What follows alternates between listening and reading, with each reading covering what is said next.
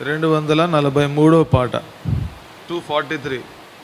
పాత పుస్తకములో అయితే 241 ఆనందముగా యెహోవాని అనే పాట.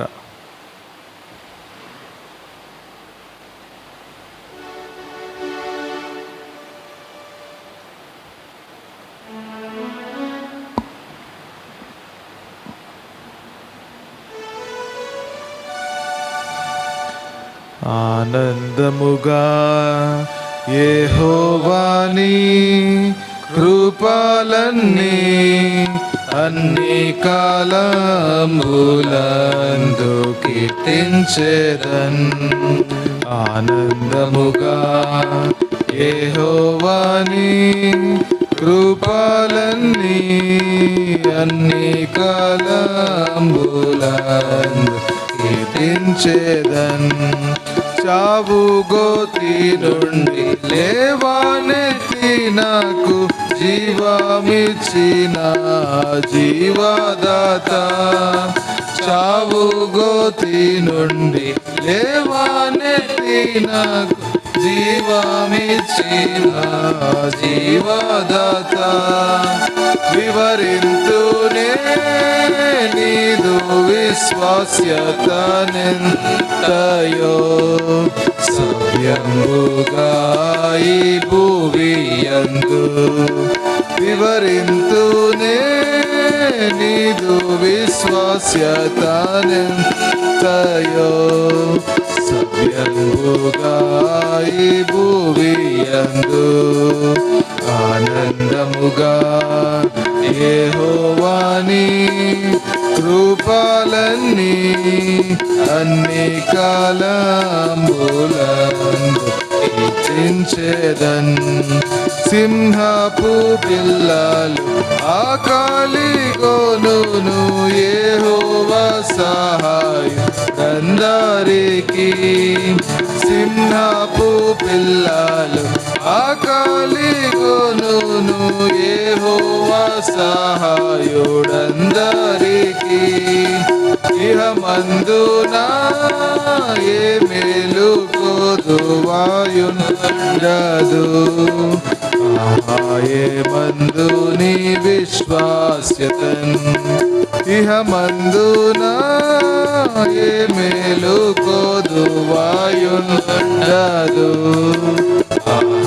ఏ మందు నీ విశ్వాస్యతన్. ఆనందముగా యెహోవాని కృపలన్నీ అన్ని కాలములందు కీర్తించెదన్. ఎన్నెన్నో శోధన బాధలు రేగి నన్ను కృంగాలియ పోరాడినన్. ఎన్నెన్నో బాధలు రేగి నన్ను కృంగాలియ పోరాడినన్. ఘనమైన నీ విశ్వాస్యతన్ నాకు చూపిన తండ్రి నిన్ను కొనియాడెదన్. ఘనమైన నీ విశ్వాస్యతన్ నాకు చూపిన తండ్రి నిన్ను కొనియాడెదన్. ఆనందముగా యెహోవాని కృపలన్నీ అన్ని కాలములందు కీర్తించెదన్.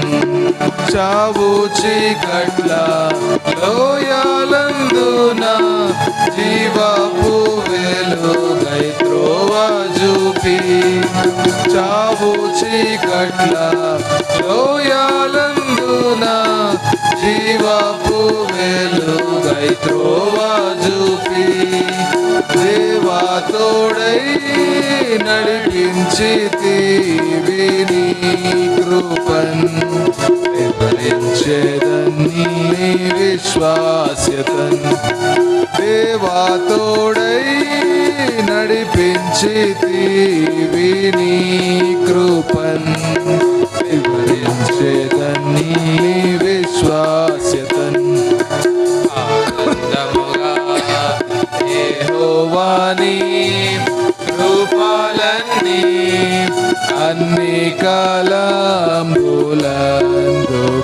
కీర్తించేదన్. నీతి న్యాయంబులు ఆధారములై నీ సింహాసనమున నిలచినవి. నీతి న్యాయంబులు ఆధారములై నీ సింహాసనమున నిలచినవి. నిత్య కృపా సత్యంబులు నీదు సన్నిధిన్ నిరతంబు వెలసి నిలచినవి. నిత్య కృపా సత్యంబులు నీదు సన్నిధిన్ నిరతంబు వెలసి నిలచినవి. ఆనందముగా యెహోవాని కృపలన్నీ అన్ని కాలములందు కీర్తించెదన్.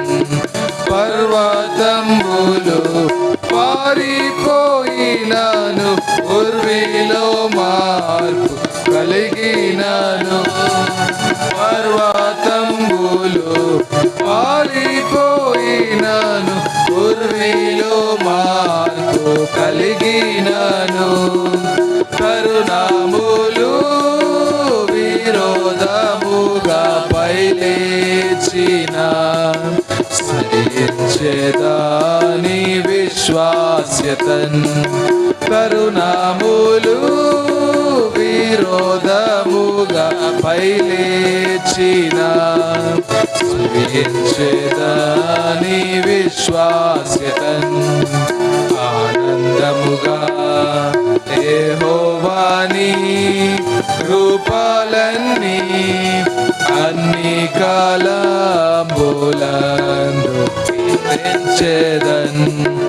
ఆనందముగా యెహోవాని కృపలన్నీ అన్ని కాలములందు కీర్తించెదన్.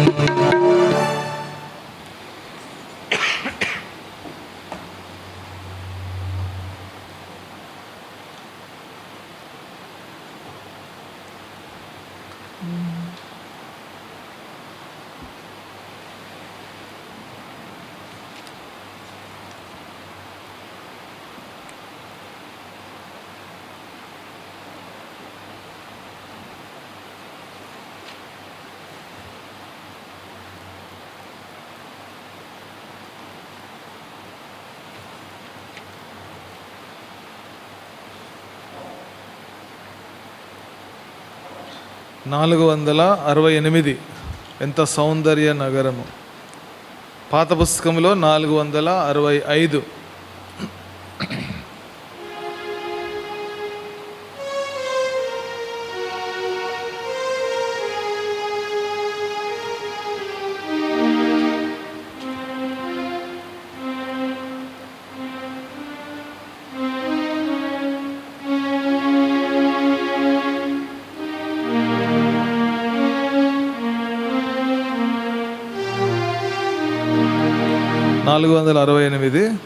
ఎంత సౌందర్య నగరము,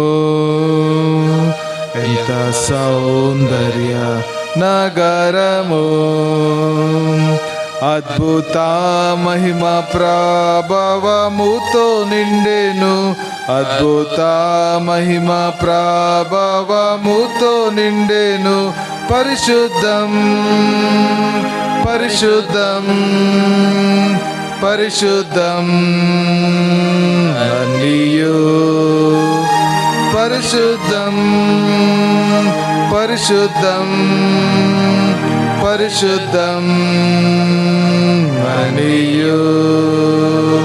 ఎంత సౌందర్య నగరము, ఎంత సౌందర్య నగరము. ఆ నగరపు నది ఎంతో దృఢమైనది. ఆ నగరపు నది ఎంతో దృఢమైనది. స్థిరమై కదలని శాశ్వతమైనది. స్థిరమై కదలని శాశ్వతమైనది. ప్రభువే తన వారిని సిద్ధపరచుచున్నాడు. ప్రభువే తన వారి సిద్ధపరచుచున్నాడు. అద్భుతం అద్భుతం అద్భుత నగరం. అద్భుతం అద్భుతం అద్భుత నగరం. ఎంత సౌందర్య నగరము, ఎంత సౌందర్య నగరము. పవిత్ర జనులు తనతో వసింతురు. పవిత్ర జనులు తనతో వసింతురు. ఎవరిని ప్రభువు రక్తముతో కొనెను. ఎవరిని ప్రభువు రక్తముతో కొనెను. జయవంతులే అచ్చట చేరుదురు. జయవంతులే అచ్చట చేరుదురు. విజయులై విజయులై ఎంత విజయులై విజయులై విజయులై అత్యంత విజయులై. ఎంత సౌందర్య నగరము,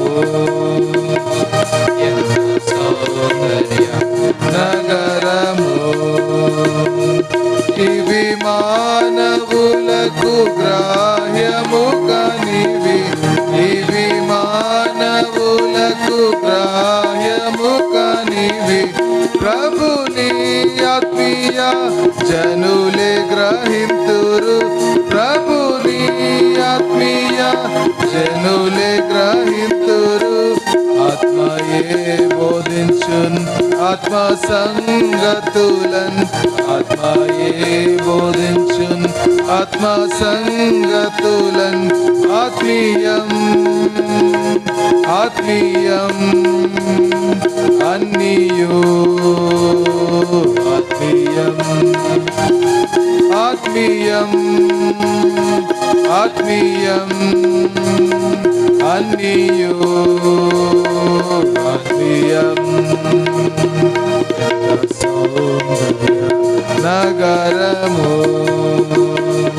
ఎంత సౌందర్య నగరము. ఆ నగర స్థితి ఆత్మకే గ్రాహ్యం. ఆ నగర స్థితి ఆత్మకే గ్రాహ్యం. యేసు ప్రభువే ఆ రుచిని చూపించెను. యేసు ప్రభువే ఆ రుచిని చూపించెను. పైనున్న వాటిని నిలచీచుతము. పైనున్న వాటిని నిలచీచుతుము.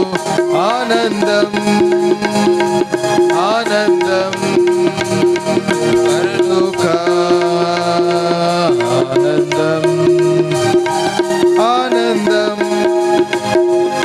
ఆనందం పరలోక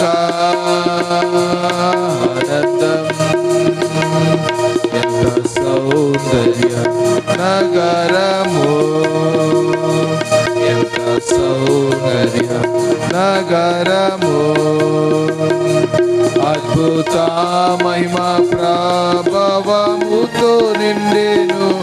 అద్భుత మహిమ ప్రభావముతో నిండెను.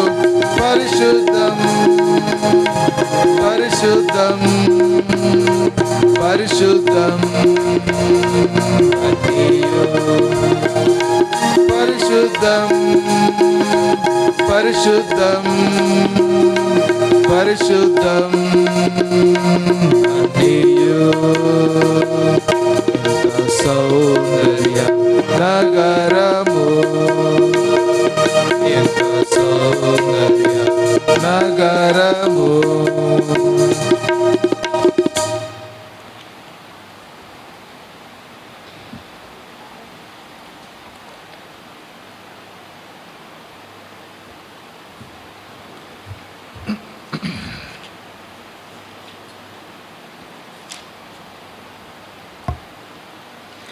చూడండి 758.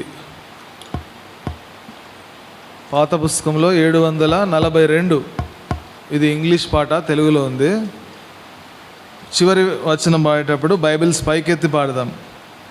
758. నేని వాడనై యుండగోరెదన్.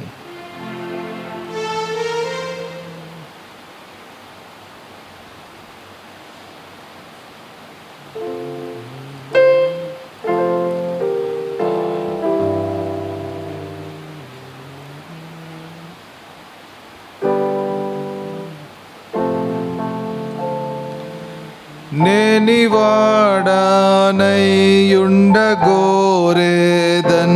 యేసు ప్రియ రక్షక.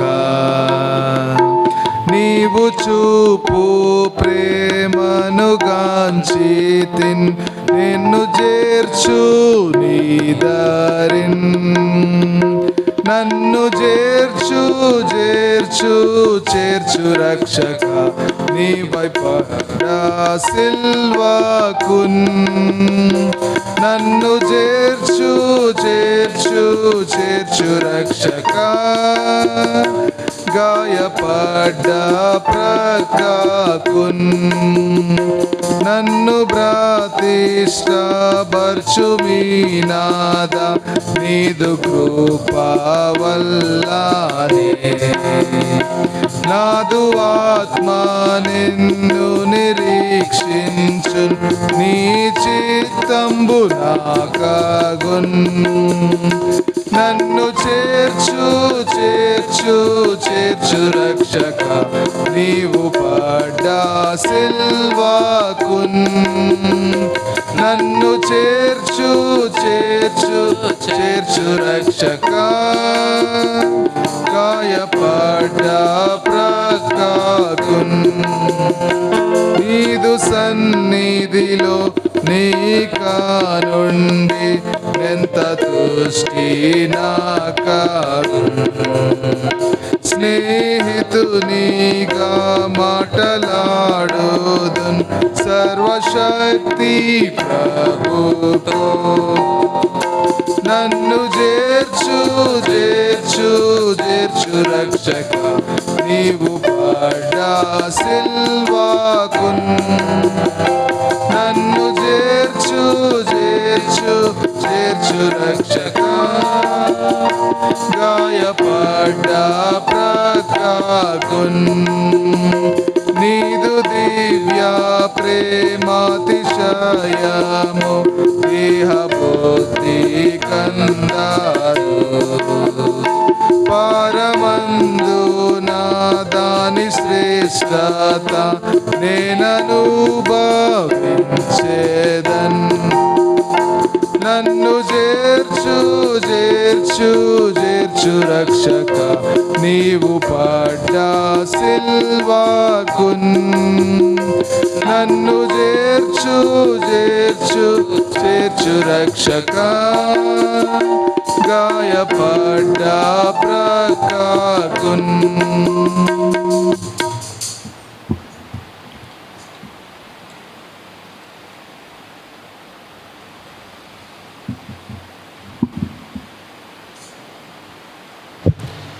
ప్రార్థన చేసుకుందాం. దయచేసి మోకరించండి, ప్రార్థన చేసుకుందాం. ప్రేమగల తండ్రి, కృపగలిగిన దేవ, మరొకసారి బైబిల్ పఠనానికి మమ్మల్ని నడిపించినందుకు మీకు ఎంతో వందనాలు.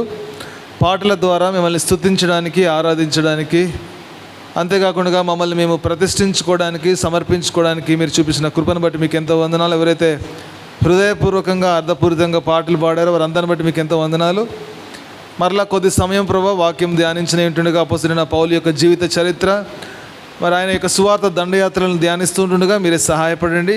మరి గడిచిన 2 వారాలుగా మేము అపోస్తలుడైన పౌలు యొక్క 2వ సువార్త దండయాత్రను ధ్యానిస్తూ ఉంటుండగా మీ ఆత్మ నడిపింపును నాకు మా అందరికి అనుగ్రహించండి. మాకు ఇచ్చిన వాగ్దానములు ఈ పరిచర్య కోసం చేపడుతున్నాం, మీరే సహాయపడండి. మిగిలిన సమయం అంతా ఆశ్చర్యకరంగా మేలుకరంగా చేసి మా గమనం అంతా దేవుని వాక్యం మీద ఉంచగలిగినట్లుగా సహాయం చేయమని యేసు ప్రభు నామమున ప్రార్థించి వేడుకుంటున్నాం తండ్రి, ఆమేన్.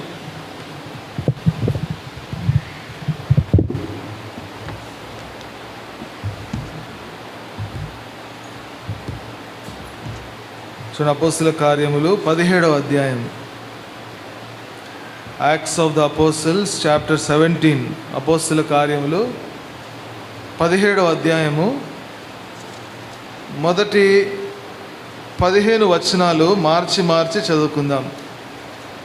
అపోస్తుల కార్యములు 17వ అధ్యాయము మొదటి 15 వచనాలు మార్చి చదువుకుందాం. ఈ భాగాన్ని స్పష్టంగా బిగ్గరగా చదవడానికి ప్రయత్నం చేయండి. వారు అంఫిపొలి అపోలోనియా పట్టణముల మీదుగా వెళ్ళి తెస్సలోనికకు వచ్చిరి. అక్కడ యూదుల సమాజ మందిరం ఒకటి ఉండెను.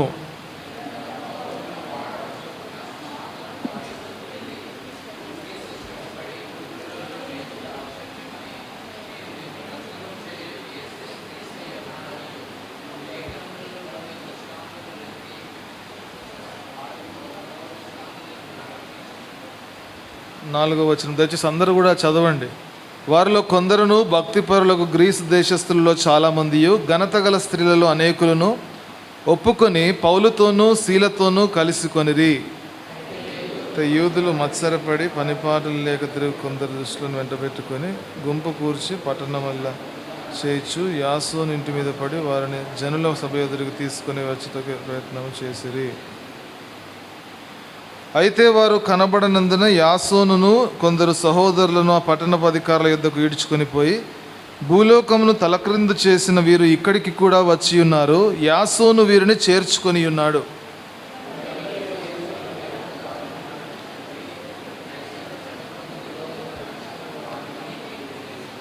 ఈ మాటలు వినిచిన జనసమూహమును పట్టణపు అధికారులను కలవరపరిచిరి.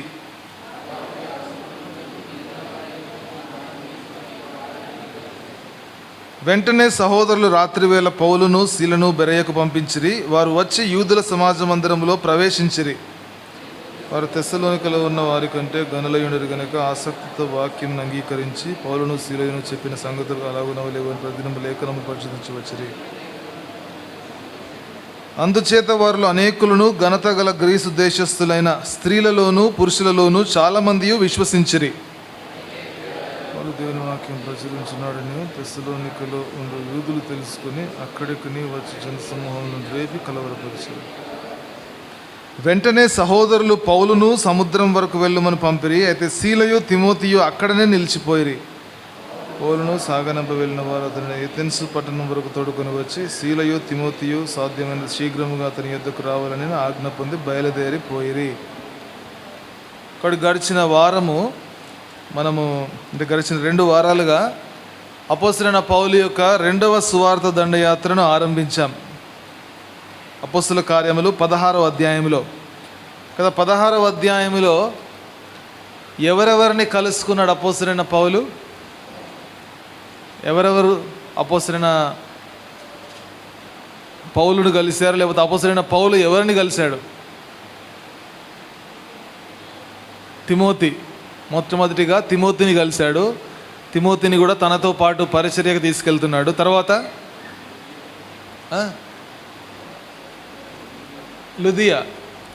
లుదియా అనే స్త్రీ వచ్చింది. ఆమె ఇంటి వారందరూ రక్షించబడ్డారు. తర్వాత బాప్తిజం కూడా తీసుకున్నారు. తర్వాత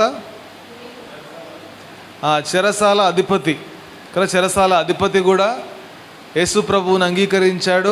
అంతేకాకుండా ఆయన కుటుంబం కూడా యేసు ప్రభువుని అంగీకరించింది. బాప్తిజంలో కూడా వారు సాక్ష్యం ఇచ్చారు.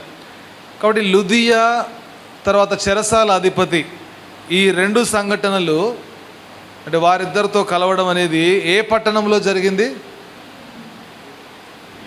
ఫిలిప్పు పట్టణంలో కదా. ఐరోపా ఖండంలో ఇది మొట్టమొదటి పట్టణం అన్నమాట కదా. యూరోప్లో ఇది ఫస్ట్ సిటీ. కాబట్టి వారు ఐరోపా ఖండములో వారు ప్రవేశించిన తర్వాత అక్కడ మనం చూసాం కదా, అపోస్తలుడైన పౌలేమో ఆసియా వైపు వెళ్దామనుకున్నాడు. కానీ దేవుడు వెళ్ళనీయలేదు, దేవుని ఆత్మ వెళ్ళనీయలేదు. కాబట్టి ఒక దర్శనమందు మాసిదోనియా ఒక వ్యక్తి వచ్చి మా దగ్గరికి రమ్మని చెప్పాడు. అంటే మాసిదోనియా అంటే ఐరోపా ఖండానికి రమ్మన్నాడు అనమాట. కాబట్టి ఆ విధంగా అపోస్తలుడైన పౌలు ఐరోపా ఖండములో పరిచర్యను ఆరంభించాడు కదా. దేవుని చిత్తమేమో ఐరోపా ఖండములో పరిచర్య చేయాలని, అపోస్తలుడైన పౌలు యొక్క చిత్తమేమో ఆసియా ఖండంలో పరిచర్య చేయాలని. అపోస్తలుడైన పౌలు పట్టుబట్టలేదు, నేను ఆసియాలను పరిచర్య చేస్తానని కదా. ఏం చేశాడు? దేవుని చిత్తం ఏదైతే ఉందో దాని ప్రకారంగా ఐరోపా ఖండములో అంటే ఫిలిప్పు పట్టణంలో పరిచర్య చేశాడు. చూడండి, అపోస్తలుడైన పౌలు యొక్క పరిచర్యలో మనం గమనిస్తే ఎక్కువగా ఈ పట్టణాలు తిరుగుతాడనమాట. ఎందుకంటే పట్టణాల్లో జనాభా ఎక్కువ ఉంటుందా తక్కువ ఉంటుందా? ఎక్కువ ఉంటుంది కదా. అందుకనే చూడండి, ఇక్కడ మనం చదువుకున్న దాంట్లో కూడా ఇక్కడ 17వ అధ్యాయం 1వ వచనంలో వారు ఎక్కడికి వచ్చారంట? తెస్సలోనికకు వచ్చారు. తెస్సలోనిక అంటే అది కూడా చాలా పెద్ద సిటీ అన్నమాట. ఆ పట్టణము కూడా ఎలాంటిదంటే అది వ్యాపార కేంద్రంగా ఉంది. కాబట్టి మంచి పెద్ద పట్టణం. ఎందుకంటే పట్టణంలో ఎక్కువ మంది జనాభా ఉంటారు. అంతేకాకుండా పట్టణంలో వలసదారులు ఉంటారు ఎక్కువగా. అంటే వలసదారులు అంటే ఉదాహరణకి మనం హైదరాబాద్ తీసుకున్నాం అనుకోండి కదా. హైదరాబాదులో తెలంగాణ వారు ఉంటారు, ఆంధ్ర నుంచి వచ్చిన వారు ఉంటారు, ఇంకా మన పక్కన ఈ కర్ణాటక నుంచి బీదర్, గుల్బర్గా అటు నుంచి వచ్చి స్థిరపడిన వారు కూడా ఉంటారు. అంతేకాకుండా నార్త్ ఇండియా నుంచి వారు కూడా ఉంటారు. అంటే పట్టణాలలో ఎక్కువ మంది వేరే ఊర్ల నుంచి వచ్చి స్థిరపడిన వారు ఉంటారు. కాబట్టి ఇక్కడ అంటే పట్టణాలలో సువార్త ప్రకటించినప్పుడు, పట్టణాలలో సంఘాలను స్థాపించినప్పుడు, సువార్తను ప్రకటించినప్పుడు వారు ఏం చేస్తారు? ఇప్పుడు హైదరాబాద్లో స్థిరపడిన తర్వాత వారి సొంతూర్లు మర్చిపోతారా? మర్చిపోరు కదా, మళ్ళీ వెళ్తారు సొంతూర్లకి. కాబట్టి ఇక్కడ ఏదైతే నేర్చుకుంటారో ఇక్కడికి వచ్చి, కాబట్టి వారు ఊరికి వెళ్ళినప్పుడు ఏం చేస్తారు? అక్కడ కూడా వారికి నేర్పిస్తారు. కాబట్టి అపోస్తలుడైన పౌలు ఏం చేసేవాడంటే ఎక్కువగా ఈ ప్రాముఖ్యమైన ప్రధాన పట్టణాలలో పరిచర్య చేశాడు ఆయన. చూడండి, ఫిలిప్పి పట్టణము, తర్వాత తెస్సలోనిక పట్టణము, తర్వాత ఏథెన్స్ పట్టణము. ఎక్కడ పరిచర్య చేయాలని ఆరంభించాడు ఆయన? దక్షిణ భారతదేశానికి వచ్చిన తర్వాత మొట్టమొదటి ఎక్కడ పరిచర్య ఆరంభించాడు? ఫిలిప్పి పట్టణము, తర్వాత తెస్సలోనిక పట్టణము, తర్వాత ఏథెన్స్ పట్టణము. ఈ విధంగా చూడు, భక్సింగ్ గారు కూడా ఎక్కడ పరిచయం చేయాలని ఆరంభించాడు ఆయన? దక్షిణ భారతదేశానికి వచ్చిన తర్వాత మొట్టమొదటిగా ఎక్కడ పరిచయం ఆరంభించాడు? ఎక్కడ ఆరంభించాడు? చాలా ఆలోచిస్తున్నాను. ఎక్కడ ఆరంభించాడు భక్సింగ్ గారు ఫస్ట్ పరిచయం? సౌత్ ఇండియా చెన్నై చెన్నైలో ఆరంభించాడు ఫస్ట్. అంటే బాంబేలో ఆయన కరపత్రికలు వచ్చాడు, రోడ్ల మీద పట్టుకున్నాడు. అది కానీ ఒక సంఘమును స్థాపించి ఒక సహవాసమును స్థాపించింది ఎక్కడ? మొట్టమొదటిగా చెన్నైలో. అప్పటికి హైదరాబాద్ అంత పెద్ద పట్టణం కాదు. దక్షిణ భారతదేశంలో చెన్నై చాలా పెద్ద పట్టణం ఆ సమయంలో. కాబట్టి ఫస్ట్ చెన్నైలో ఆరంభించాడు. అక్కడి నుంచి మళ్ళా హైదరాబాద్కు వచ్చారు పరిచర్యకు. అంటే ఇక్కడ మనం గమనిస్తే పెద్ద పెద్ద పట్టణాలలో వీరు పరిచర్య చేశారు. ఎందుకంటే ఎక్కువ జనాభా ఉంటారు, తర్వాత వలసదారులు ఉంటారు, వేరే ఊర్ల నుంచి వచ్చి స్థిరపడిన వారు ఉంటారు. కాబట్టి ఇక్కడ వారు నేర్చుకొని ఏం చేస్తారు? మళ్ళీ వారి ఊర్లకు వెళ్ళి వారు బోధిస్తారు కదా. అనేక మంది మా మందిరంలో కూడా ఉన్నారనమాట. కొంతమంది వేరే ప్రాంతాల నుంచి, వేరే జిల్లాల నుంచి ఉద్యోగ రీత్యా హైదరాబాద్కు వచ్చి స్థిరపడ్డారు.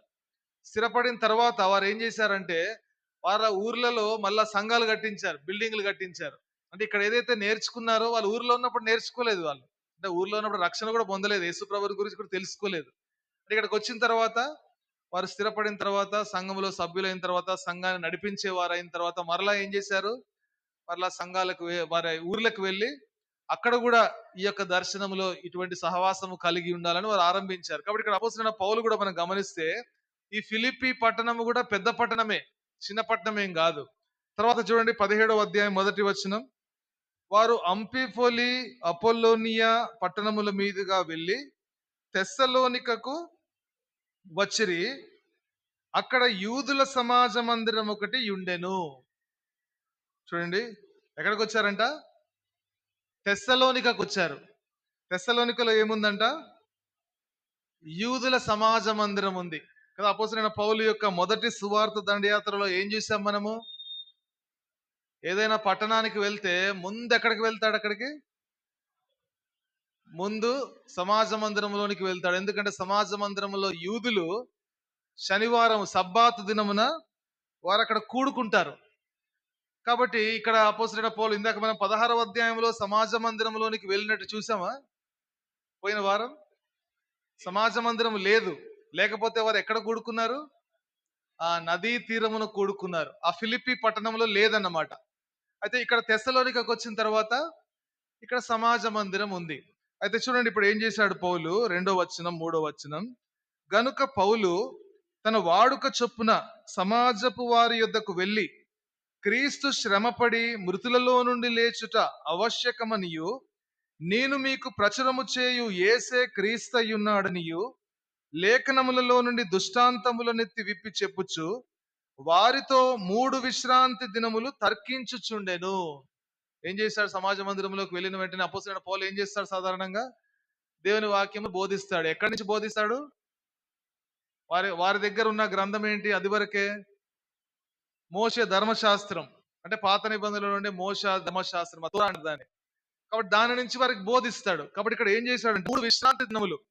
3 విశ్రాంతి దినములు అంటే ఎన్ని రోజులు? చూడండి కింద ఏమని రాయబడి ఉంది?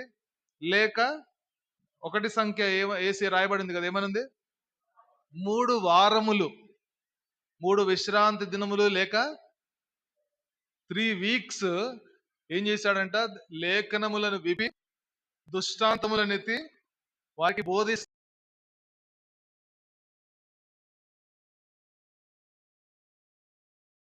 అవకాశం, అంటే ఈ ఈ అద్భుతాలు చేసేవారు ఉంటారు కదా, వారికి అవకాశం దొరికితే ఏం చేస్తారంటే దేవుని వాక్యమును తక్కువగా బోధిస్తారు, అద్భుతాలు ఎక్కువ చేస్తారు. అంతేకాకుండా వారు బోధించేదంతా ఏ విధంగా ఉంటుందంటే ప్రాస్పరిటీ గాస్పెల్ అనమాట. ఇంగ్లీష్ లో ప్రాస్పరిటీ గాస్పెల్ అంటారు. అంటే సుఖభోగాల సువార్త, అంటే సుఖాన్ని భోగాన్ని బోధించే సువార్త. ప్రాస్పరిటీ గాస్పెల్ అంటే ఏంటి? చాలా చూస్తాం మనం యూట్యూబ్ లో. యేసుప్రభు నమ్ముకుంటే నీకు పెళ్ళి అవుతుంది, యేసుప్రభు నమ్ముకుంటే నీకు ఉద్యోగం వస్తుంది, యేసుప్రభు నమ్ముకుంటే నీ రోగాలు పోతాయి, యేసుప్రభు నమ్ముకుంటే నువ్వు ఇల్లు కట్టుకుంటావు, యేసుప్రభు నమ్ముకుంటే నువ్వు సెటిల్ అవుతావు. ఇవన్నీ చెప్తారు. అవన్నీ తప్ప తప్ప కరెక్టా? కరెక్టే. యేసుప్రభు నమ్ముకుంటే మనకు ఉద్యోగాలు రావా, పెళ్ళిళ్ళు కావా? అయితే అది సగం మాత్రమే. ఎందుకంటే యేసుప్రభు చెప్పాడు కదా, ఏమన్నాడు? లోకములో మీకు శ్రమ కలుగును అన్నాడు యేసుప్రభు. ఇది మాత్రం చెప్పరు అనమాట. ఏమని చెప్పరు? యేసుప్రభు నమ్ముకుంటే నీకు ఉద్యోగాలు వస్తాయి, ఇల్లు కట్టుకుంటావు అని చెప్తారు కానీ యేసుప్రభు నమ్ముకుంటే నీకు కష్టాలు వస్తాయి, శ్రమలు వస్తాయి అన్న మాట మాత్రం చెప్పరు. ఒకవేళ చెప్పారనుకోండి ఏమవుతుంది? ఇక రేపటి నుంచి ఆ యూట్యూబ్ ఛానల్ చూడం మనం. ఇక రేపటి నుంచి ఆ చర్చికి కూడా పోము ఇంకా. అంటే ఇటువంటి బోధ చేసే వాళ్ళు ఉన్నారు. ఏంటంటే దేవుని వాక్యమును విప్పి వివరించి చెప్పేవారు తక్కువ, అద్భుతాలు చేయడము, లేకపోతే వారి చెవికి ఏదైతే మంచిగా అనిపిస్తుందో అది మాత్రమే బోధించడము. చూడు అపోస్తలుడైన పౌలు ఏం చేశాడు? తెస్సలోనికలో సమాజ మందిరంలోనికి వెళ్ళి ఏం చేశాడంటే 3 వారాలు, అంటే 3 వారాలు అంటే మనం అనుకోవచ్చు కేవలం సబ్బాతు దినాలు మాత్రమే కాకుండా కాకుండా వారంలో కూడా ఏం చేసి ఉంటాడు? స్పెషల్ మీటింగ్స్ పెట్టుంటాడు అనమాట. కేవలం సాటర్డే అంటే సబ్బాతు దినం మాత్రమే కాకుండా ఆ 3 వారాలు. ఎందుకంటే ఈ దినాలలో మనకు కావాల్సింది ఏంటంటే దేవుని వాక్యం ఎక్కువగా మనకు కావాలి కదా. దేవుని వాక్యం ఎటువంటిది? అది జీవపు రొట్టె. యేసుప్రభు ఏమన్నాడు? మనుషుడు ఏ విధంగా జీవిస్తాడంట? దేవుని వాక్యము నుంచి, దేవుని నోట నుంచి వచ్చే ఆ దేవుని యొక్క వాక్యము ద్వారా, అంటే జీవపు రొట్టె ద్వారా మనుషుడు జీవిస్తాడు కానీ ఈ భూ సంబంధమైన వాటి ద్వారా కాదు. అంటే భూ సంబంధమైన మనకు అవసరమే, భూ సంబంధమైనది మనకు అవసరమే. కానీ భూ సంబంధమైన ఎంతకాలం ఉంటాయి? ఈ భూమి మీద నివసించినంత వరకు ఇవన్నీ మనకు అవసరం. అయితే దాని తర్వాత నిత్యత్వంలో మనము ఇంకా ఎన్ని సంవత్సరాలు, అంటే ఎన్ని యుగాలు జీవిస్తామో మనకు తెలియదు. అంటే దేవుని వాక్యము ధ్యానించడము, దేవుని వాక్యంలో ఉండే ప్రతిదీ కూడా తీసుకోవాలి. కేవలం ఆశీర్వాదములు మాత్రమే కాదు కదా. కొంతమంది ఏం చేస్తారు? కొంతమందికి ఉండే అలవాటు ఏంటంటే కీర్తనలు మాత్రమే చదువుతారు. ఎందుకు? కీర్తనలో ఏముంటాయి? ఎక్కువ ధన్యులు ధన్యులు, ఆశీర్వాదం అవే ఉంటాయి. కొంతమందికి ఇంకా అదే చదువుతారన్నమాట. ఇంకా వేరే అధ్యాయాలు, వేరే పుస్తకాలు చదవరు బైబిల్లో. చూడండి దేవుని, అందుకనే రోమీలకు రాసిన పత్రికలు ఏమనుంది? వినుట వలన అద్భుతాలు చేయుట వలన విశ్వాసము కలుగుననుందా? ఆ? అద్భుతాలు చేయడం ద్వారా విశ్వాసం వస్తుంది అని ఉంటే మనం ఇంత సమయం వాక్యము ధ్యానించి వేస్ట్. ఏం చేయొచ్చు మనం? ఇక అద్భుతాలు చేసుకుంటూ పోవచ్చు. కాబట్టి దేవుని వాక్యం చెప్తుంది ఏంటి? వినుట వలన విశ్వాసము కలుగును. కాబట్టి దేవుని వాక్యమును వినాలి, దేవుని వాక్యము చదవాలి, దేవుని వాక్యమును ధ్యానించాలి, దేవుని వాక్యమును ఇతరులకు కూడా చెప్పాలి. అంటే కేవలం ఇట్లా వచ్చి బోధించడం మాత్రమే కాదు. దేవుని వాక్యం ఇతరులకు చెప్పే అవకాశం ప్రతి ఒక్కరికి ఉంది. అంటే సువార్తను చెప్పే అవకాశము ప్రతి ఒక్కరికి ఉంది. సువార్తను ప్రించాలి. కాబట్టి చూడండి, 3 దినాలు, 3 వారాలు, 3 వారాలంటే ఎన్ని రోజులు మొత్తం? 21 డేస్. అంటే 21 డేస్ స్పెషల్ మీటింగ్స్ పెట్టుంటాడేమో అపోస్తలుడైన పౌలు. 21 డేస్ స్పెషల్ మీటింగ్స్ పెడితే ఎంతమంది వచ్చి ఉంటారు? ఒక ప్రత్యేక వర్తమానికుడు వచ్చాడు అనుకోండి, ఏం చేస్తారు? ఇట్లాగే వస్తారా? ఇంతమంది వస్తారా? ప్రత్యేక వర్తమానికుడిని పిలిపించుకుంటాం కదా, బయట వేరే ఊరు నుంచి పిలిపించుకుంటాం. అప్పుడు ఏం చేస్తాము? కరపత్రికలు కొట్టిస్తాము, పంచుతాము, అందరినీ ఆహ్వానిస్తాము. ఎక్కువ మంది వచ్చి ఉంటారు, అనేక మంది తెలుసుకొని ఉంటారు. చూడండి, అక్కడ రాయబడిన మాట ఏంటంటే 3వ వచనం చివరి మాట, వారితో 3 విశ్రాంతి దినములు తర్కించుచుండెను. తర్కించడం అంటే ఏంటి? తర్కించడం అంటే డిబేట్, చర్చ. ఇప్పుడు టీవీలో చూస్తున్నాం కదా, ఏదో ఒక అంశం తీసుకుంటారు కదా. ఇటువైపు ఒక ఆయన ఉంటాడు, ఎస్ అని ఆయన ఒక ఆయన ఉంటాడు, నో అని ఆయన ఒక ఆయన ఉంటాడు, అవును అని దాని పక్షంగా మాట్లాడే ఒక ఆయన ఉంటాడు, కాదు అని దాని పక్షంగా వ్యతిరేకంగా మాట్లాడే ఆయన ఉంటాడు కదా. ఎన్ని గంటలు జరుగుతుంది చర్చ? టీవీలో చూస్తున్నాం, యూట్యూబ్ లో కూడా గంటల తరబడి. దాంట్లో పనికొచ్చేది ఏముండదు. అంటే ప్రజలకు ఉపయోగపడేది ఏముండదు. ఏదో వ్యక్తిగత విషయాలు ఉంటాయి, అవి కూడా చర్చిస్తూ ఉంటారు. ఏ టైంకి ఇంటి నుంచి బయటకు వచ్చాడు ఆ రాజకీయ నాయకుడు, ఏ షర్ట్ వేసుకున్నాడు, ఇప్పుడు సైకిల్ దొక్కాడు, ఇవన్నీ అంటే ప్రజలకు ఉపయోగపడేవి చర్చిస్తే మంచిదే. కానీ కొన్నిసార్లు ఏం చేస్తారు? అనవసరమైనవి కూడా చర్చిస్తూ ఉంటారు. ఇక్కడ చూడండి, 3 విశ్రాంతి దినములు తర్కించాడంట. తర్కించడం అంటే డిబేట్ లాగా, అంటే చర్చ. అంటే అపోస్తలుడైన పౌలు ఒకటి చెప్తుంటే, బహుశా అంటే అపోస్తలుడైన పౌలు చెప్పుకుంటూ పోవడం మాత్రమే కాదు, ఏం జరిగి ఉండొచ్చు అక్కడ అంటే అవతల వాళ్ళు కూడా ప్రశ్నలు అడుగుతున్నారు అనమాట. క్వశ్చన్స్ అడుగుతా ఉంటే అపోస్తలుడైన పౌలు వాళ్ళకి వివరిస్తా ఉన్నాడు. అంటే అక్కడ ఒక డిబేట్ జరుగుతుంది, ఒక చర్చ. చూడండి, 3 వీక్స్ జరిగిన తర్వాత చూడండి అక్కడ ఏం జరిగిందో. 4వ వచనం, వారిలో కొందరును భక్తిపరులకు గ్రీసు దేశస్థులలో చాలా మందియు ఘనత గల స్త్రీలలో అనేకులను ఒప్పుకొని పౌలుతోనూ శీలతోనూ కలిసి కొనిరి. ఇదే ట్రెండ్. ఎప్పుడైతే సమాజ మందిరంలో వెళ్ళి బోధించిన తర్వాత ఏం జరిగేది? కొంతమంది ఏమో పౌలు చెప్పిన బోధకు వారు లోబడి యేసు ప్రభువును స్వంత రక్షకునిగా అంగీకరించి పౌలును అతనితో ఉన్న వారిని వెంబడించేవారు. అంటే కొంతమంది ఏం చేసేవారు? యేసు ప్రభువును స్వీకరించేవారు. ఇంకా కొంతమంది ఏం చేసేవారు? వ్యతిరేకించేవారు. ఇది ఎక్కడైనా ఉండేది. చూడండి అక్కడ ఏం జరిగిందో. 5వ వచనం, అయితే యూదులు మత్సరపడి పనిపాటులు లేక తిరుగు కొందరు దుష్టులను వెంటబెట్టుకొని గుంపు కూర్చి పట్టణమెల్లా అల్లరి చేయుచు యాసోను ఇంటి మీద పడి వారిని జనుల సభ ఎదుటికి తీసుకొని వచ్చుటకు యత్నము చేసిరి కదా. 4వ వచనానికి 5వ వచనానికి ఎంత తేడా ఉంది కదా. 4వ వచనంలోనేమో కొంతమంది పౌలు యొక్క బోధను విని పౌలును వెంబడించారు, పౌలును శీలను అంటే యేసు ప్రభువును స్వీకరించారు. కానీ 5వ వచనంలో ఏమైంది? కొంతమంది తిరగబడ్డారు కూడా. ఏం చేశారంట? యాసోను ఇంటి మీద పడి. యాసోన్ అంటే ఇంగ్లీష్ లో జేసన్ అంటాం కదా, కొంతమంది జేసన్ అని పేరు పెట్టుకుంటారు. ఈ తెలుగులో ఏంటంటే యాసోను ఇంటి మీద పడి. అంటే వారికి ఉన్న అనుమానం ఏంటి? ఎక్కడికి వెళ్ళాడు అపోస్తలుడైన పౌలు? ఎక్కడికి వెళ్ళినట్టు అంటే తెస్సలోనిక పట్టణంలో యాసోను, జేసన్ ఉన్నాడు కాబట్టి బహుశా ఎక్కడో ఒక చోటుకి ఉండాలి కదా అపోస్తలుడైన పౌలు. బహుశా ఆ యాసోను ఇంట్లో ఉండుంటాడు. వారు తెలుసుకొని చూడండి యాసోను ఏమవుతాడో చూడండి ఒకసారి. రోమీలకు రాసిన పత్రిక 16వ అధ్యాయం.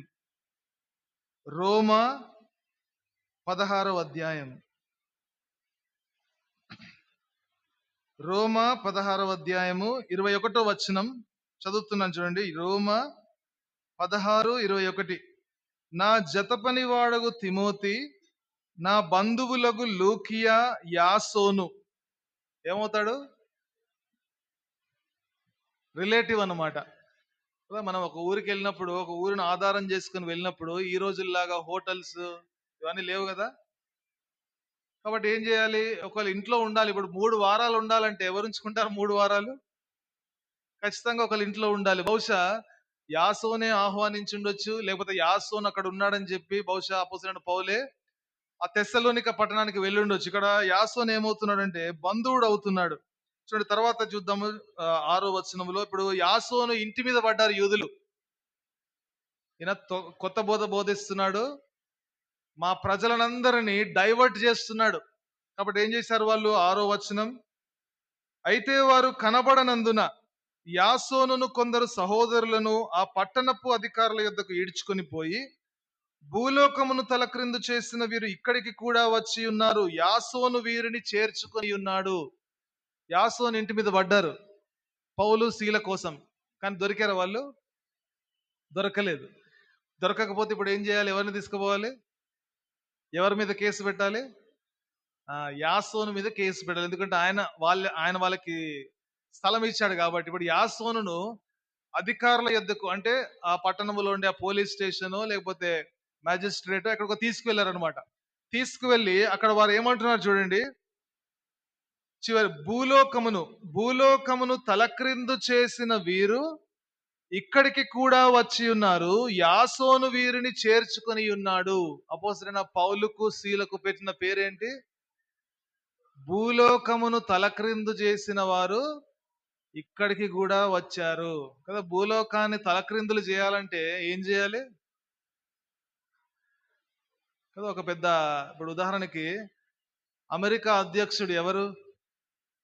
ట్రంప్ కదా. ఆయన చేసే కొన్ని తీర్మానాలు, ఆయన చేసే కొన్ని యుద్ధాలు ఏం చేస్తుంటాయి? తలక్రిందులు అవుతుంటాయి పరిస్థితులు కదా. వాళ్ళతో యుద్ధం అంటాడు, వీళ్ళతో యుద్ధం అంటాడు, వారికి సపోర్ట్ చేస్తాడు, కొన్నిసార్లు తీవ్రవాదులకు సపోర్ట్ చేస్తాడు, కొన్నిసార్లు వారికి వ్యతిరేకంగా యుద్ధాలు చేస్తాడు. అంటే భూలోకమును తలక్రిందు చేయాలంటే మనకి పవర్ ఉండాలి, అధికారం ఉండాలి. అంతే కదా, అంతే కదా. లోకంలో భూలోకమును, ఇప్పుడు హైదరాబాద్ని తలక్రిందులు చేయాలంటే ఏం చేయాలి? మనకు అధికారం ఉండాలి. ఒక ప్రభుత్వ ఉద్యోగి అయి ఉండాలి, లేకపోతే ఒక ఐఏఎస్ ఆఫీసర్ అయి ఉండాలి. కొన్నిసార్లు చూడండి, ఒకసారి హైదరాబాద్ లో బాంబ్ బ్లాస్ట్లు అయినాయి. ఒకటే రోజు 2 రోజుల్లో. అక్కడ గోకుల్ చాట్ దగ్గర, చార్మినార్ దగ్గర, దిల్సుఖ్ నగర్ దగ్గర. అప్పుడు సిటీ అంతా ఎట్లా అయిపోతుంది? అంత కలవరం. అంటే ఈ భూలోకమును, ఒక పట్టణాన్ని తలక్రిందులు చేయాలంటే అధికారం ఉండాలి కదా. మన దగ్గర చాలా మంది ఉండాలి మన వెనకాల. కానీ అపోస్తలుడైన పౌలు శీలల గురించి వారు అనుకునే మాట ఏంటి? భూలోకమును తలక్రిందులు చేసిన వారు ఇక్కడికి కూడా వచ్చారు. అంటే దాని అర్థం ఏంటి? అది వరకే వాళ్ళు వింటున్నారు అనమాట. అంటే ఆ న్యూస్ చాలా స్ప్రెడ్ అవుతా ఉంది. అపోస్తలుడైన పౌలు అనే వ్యక్తి ఒకానొక సమయంలో క్రైస్తవులను హింసించిన వాడు, క్రైస్తవులను ఈడ్చుకొని పోయినవాడు, ఇప్పుడు ఏం చేస్తున్నాడు? అనేక మందిని క్రైస్తవులుగా మారుస్తున్నాడు కదా. వాళ్ళు ఏం చేస్తున్నారు? వారి దగ్గర చూడండి, ఈ రోజుల్లో ఇప్పుడు మైక్ లేకపోతే నడవదు కదా. మైక్ లేకపోతే కష్టం. మరి అపోస్తలుడైన పౌలు 3 వారాలు బోధించాడంటే ఎట్లా బోధించుంటాడు? అపోస్తలుడైన పౌలు ఎందుకు, మన భక్సింగ్ గారి కాలమే చూసుకుందాం. భక్సింగ్ గారి కాలంలో ఇట్లాంటి మిక్సర్లు, ఎన్ని స్పీకర్లు ఇవన్నీ ఉన్నాయా? అంటే ఆ దినాలలో వారి స్వరమే చాలా బిగ్గరగా ఉండేది. చాలా శారీరకంగా కూడా చాలా బలవంతులుగా ఉండేవారు వాళ్ళు. ఎంత ఎండైనా, ఎంత చలైనా వారు నిల్చొని బోధించేవారు.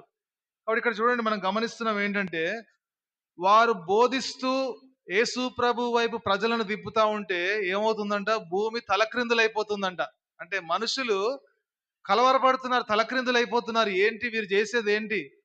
కేవలం యేసు ప్రభువును గురించి బోధిస్తుంటే ప్రజలలో మారు మనస్సు కలుగుతుంది. ప్రజలు మారిపోతున్నారు, యేసు ప్రభువును వెంబడిస్తున్నారు. అన్యజనులు యేసు ప్రభువును వెంబడిస్తున్నారు, ఇటు యూదులు యేసు ప్రభువును వెంబడిస్తున్నారు. అదే సమయంలో కొంతమంది యూదులు వ్యతిరేకంగా కూడా వారికి తిరుగుబాటు చేస్తున్నారు. చూడండి, అంటే క్రైస్తవులను చూసినప్పుడు ఈ లోకం ఏ విధంగా అనుకోవాలి? క్రైస్తవులను చూసినప్పుడు వీళ్ళు భూలోకమును తలకిందులు చేసేవాళ్ళు. అట్లా అనుకుంటున్నారా మనం చూసినప్పుడు? కొన్నిసార్లు ఏ విధంగా ఉంటుంది, మనల్ని చూసినప్పుడు మన వ్యక్తిగత జీవితాలు కానీ, కుటుంబాలు కానీ, మన సంఘాలు ఈ దినాల్లో ఇంకా దారుణమైన పరిస్థితి. సంఘాల దగ్గరే పోలీసులు, చర్చిల దగ్గరే చూస్తున్నారు కదా, అన్ని తెలిసి. ఇప్పుడు అవన్నీ చూసినప్పుడు ఏమనిపిస్తుంది చూసే వాళ్ళకి? చర్చికి రావాలనిపిస్తుందా? వీళ్ళు భూలోకమును తలక్రిందులు చేస్తున్నారా, లేకపోతే వాళ్ళే తలక్రిందులు అవుతున్నారా అన్నట్లు ఉంటది. అంటే మనల్ని చూసినప్పుడు లోకం ఏ విధంగా అనుకోవాలంటే, క్రైస్తవులంటే ఇలాగ ఉండాలి, క్రైస్తవులంటే ఇట్లాంటి ప్రవర్తనతో ఉండాలి, ఇటువంటి మంచి ప్రవర్తనతో ఉండాలి, అన్ని సహించేవాడు ఉండాలి కదా. కొంతమందిని చూసినప్పుడు అన్యజనులు చెప్తారు, వీళ్ళు క్రిస్టియన్స్ అంటారు, ఎవరేమన్నా కూడా దానికి తిరుగుబాటు చేయరు. ఎవరేమన్నా కూడా వారిని ఒక మాట కూడా అనరు. అంటే అటువంటి సాక్ష్యం ఉండాలి మనకు కూడా. చూడండి, వీరికి ఉన్న సాక్ష్యం ఏంటి?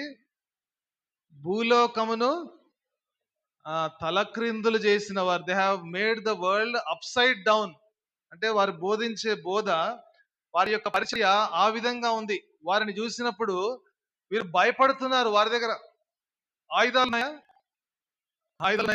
ఏ ఆయుధం లేదు. ఆయుధాలు లేవు. లేకపోతే వారి దగ్గర ఒక 100 మంది 500 మంది ఉన్నారా వెనకాల మనుషులు? ఒక గుంపు ఉందా? ఒక పార్టీ ఉందా? ఎవరు లేరు. వారి దగ్గర ఉన్నది ఒకటే ఒక ఆయుధం. ఏం ఆయుధం? దేవుని వాక్యం అనే ఆయుధం. దేవుని వాక్యం అనే ఆయుధమును పట్టుకొని దేవుని వాక్యమును వివరిస్తూ దానిలో ఉండే సంగతులన్నీ కూడా తర్కిస్తూ వారు ఏం చేస్తున్నారంటే భూలోకమును తలక్రిందులు చేసేస్తున్నారు. చూడండి, దేవుని వాక్యం మనకు చాలన్నమాట. ఈ భూమిని తలక్రిందులు చేయాలంటే గాడ్స్ వర్డ్ ఈజ్ ఎనఫ్. దేవుని వాక్యం చాలు. మనం అనుకుంటాం కదా, కొంత జ్ఞానంతో ఉండాలి, కొంత తెలివితో ఉండాలి, మన బ్రతకడం ఎట్లాగో నేర్చుకోవాలి, ఈ విధంగా అనేక విషయాలు అనుకుంటాం. అవన్నీ మంచివే, కానీ వాటన్నిటికంటే ప్రాముఖ్యంగా మన దగ్గర ఏముండాలి? దేవుని వాక్యం. ఎందుకంటే దేవుని వాక్యము మనల్ని నడిపిస్తుంది, దేవుని వాక్యము మనల్ని పోషిస్తుంది, దేవుని వాక్యము మనతో మాట్లాడుతుంది. ఇంతకుముందు కూడా ఒక ఉదాహరణ చెప్పాను. ఒక అన్యజనుడు మన తెలుగు రాష్ట్రాల్లోనే బైబిల్ని తప్పు పట్టడానికి బైబిల్ చదివాడంట. అంటే బైబిల్ చదివి, వీళ్ళు క్రైస్తవులు బైబిల్ అంటున్నారు, ఈ బైబిల్ చదివి బైబిల్లో ఉండే తప్పులు, మిస్టేక్స్ అన్ని కూడా నేను ఎత్తి చూపిస్తాను అనుకున్నాడంట ఆయన. అని బైబిల్ చదివాడంట. తర్వాత ఆయన చెప్పిన సాక్ష్యం ఏంటి? తప్పులు పట్టడానికి బైబిల్ చదివితే బైబిల్ నా తప్పులు చూపించింది అన్నాడు. బైబిల్ ఎందుకు చదివానంటే, ఈ తప్పులు బట్టి తప్పులు ఉన్నాయి చూడండి అని క్రైస్తవులకు చెప్దామని బైబిల్ చదివితే బైబిల్ ఏం చేసింది? నాలో ఉండే పొరపాట్లు, నాలో ఉండే తప్పులు, నాలో ఉండే పాపం అంతా బైబిల్ చూపించింది అన్నాడు ఆయన. కాబట్టి దేవుని వాక్యము చాలా శక్తివంతమైనది. చూడండి, దేవుని వాక్యమును బోధిస్తుంటే ఏమవుతుందంట? భూలోకము తలక్రిందులు అయిపోతుంది. చూడండి, ఇప్పుడు యాసోనును తీసుకెళ్లారు కదా, ఇప్పుడు 7వ వచనం చూడండి. వీరందరూ యేసు అను వేరొక రాజున్నాడని చెప్పి కైసరు చట్టములకు విరోధముగా నడుచుకుని వారు అని కేకలు వేసిరి. ఈ మాటలు వినుచున్న జనసమూహమును పట్టణపు అధికారులను కలవరపరిచిరి. వారు యాసోను నొద్దను మిగిలిన వారి యొద్దను జామీను తీసుకొని వారిని విడుదల చేసిరి. ఏం చేశారు? మీ దగ్గర అపోస్తలుడైన పౌలు ఉన్నాడు కదా, పౌలు శీల ఉన్నారు, వాళ్ళని పట్టుకురా అని యాసోనును తీసుకెళ్లారు అధికారుల యుద్ధకు. కానీ అపోస్తలుడైన పౌలు శీలలు దొరికారా వాళ్ళకి? దొరకలేదు. అప్పటికే వెళ్ళిపోయారు అక్కడి నుంచి. తెస్సలోనిక పట్టణం నుంచి నెమ్మదిగా జారుకున్నారనమాట. దొరకకపోయేసరికి ఏం చేశారంట? జామీను తీసుకొని, అంటే బహుశా మనం ఏమని చెప్పుకోవచ్చు అంటే, జామీన్ అంటే ఏమనాలి అంటే ఒక విధంగా బెయిల్ ఇచ్చి ఏం చేశారు? బెయిల్ ఇచ్చి పంపించేశారు. చూడండి వారు ఏమంటున్నారంటే 7వ వచనంలో, వీరందరూ యేసు అను వేరొక రాజున్నాడని చెప్పి కైసరు చట్టములకు విరోధముగా, చూడండి తెస్సలోనిక పట్టణము కూడా రోమా సామ్రాజ్యము కింద ఉంది. చూడండి యేసు ప్రభువును సిలువ వేసినప్పుడు ఇద్దరు రోమా అధికారులు ఉన్నారు. ఎవరు వాళ్ళు? పిలాతు, హేరోదు. వారిద్దరు ఎవరంటే రోమా ప్రభుత్వం కింద పనిచేసిన వారు వాళ్ళు.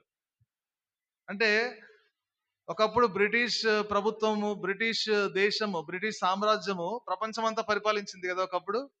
భారతదేశాన్ని పరిపాలించింది. మన ఏషియాలో చాలా దేశాలు, ఆఫ్రికా ఖండములో చాలా దేశాలు, అటు ఆస్ట్రేలియా, న్యూజిలాండ్, ఇప్పుడు అమెరికా దేశం అంటే కూడా ఏంది, ఎవరు వాళ్ళందరూ ఒకప్పుడు? వాళ్ళు బ్రిటిష్ వాళ్ళే. అదే అదే విధంగా యేసు ప్రభు కాలములో ఈ యొక్క ఆసియా, ఐరోపా ఖండములో ఎక్కువగా పరిపాలించింది ఎవరంటే రోమీయులు కదా. ఈ సిలువ అనే శిక్ష ఎవరేస్తారు? రోమీయులే సిలువ వేసేది. కాబట్టి చూడండి అక్కడ వాళ్ళ సమస్య ఏంటి? ఇక్కడ కైసర్ ఉన్నాడు అధిపతి, కానీ వీళ్ళేమని బోధిస్తున్నారు? యేసు అని ఇంకొక రాజు ఉన్నాడు అని బోధిస్తున్నాడు. ఇదంతా మన చట్టానికి విరుద్ధము కదా అని చెప్తున్నారు అన్నమాట. చివరికి ఏమైందంటే వారిని వదిలిపెట్టేశారు.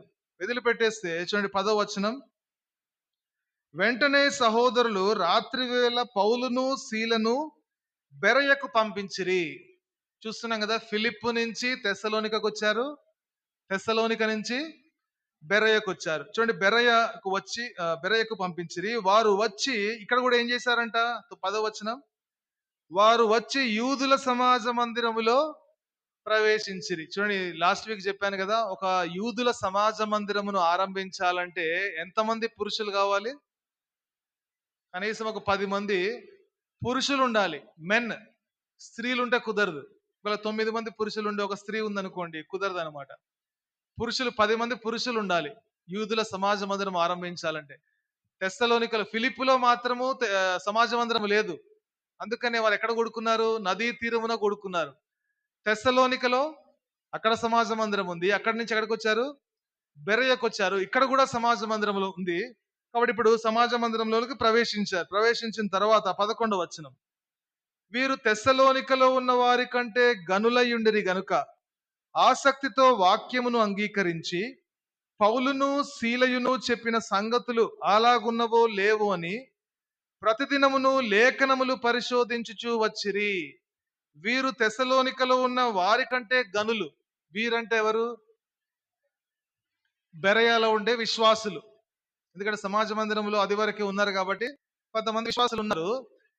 ఆ తెస్సలోనికలో ఉండే సమాజ మందిరములో ఉన్న విశ్వాసుల కంటే వీరు ఎటువంటి వారంట? గనులు. అంటే ఇంకా వీరు బహుశా అంటే ఇంకా శ్రేష్టమైన వారని చెప్పుకోవచ్చు. గనులు. వీరు వీరు వీరు చేసేది ఏంటి? చూడండి 11వ వచనం, వీరు తెస్సలోనికలో ఉన్న వారి కంటే గనులయ్యుండిరి గనుక ఆసక్తితో వాక్యమును అంగీకరించి పౌలును సీలయును చెప్పిన సంగతులు అలాగున్నవో లేవో అని ప్రతిదినమును లేఖనములు పరిశోధించుచూ వచ్చిరి. ఇక్కడ కూడా పౌలు సీలు ఏం చేస్తున్నారు? సమాజ మందిరంలో బోధిస్తున్నారు. తెస్సలోనికలో అయితే ఏమైంది?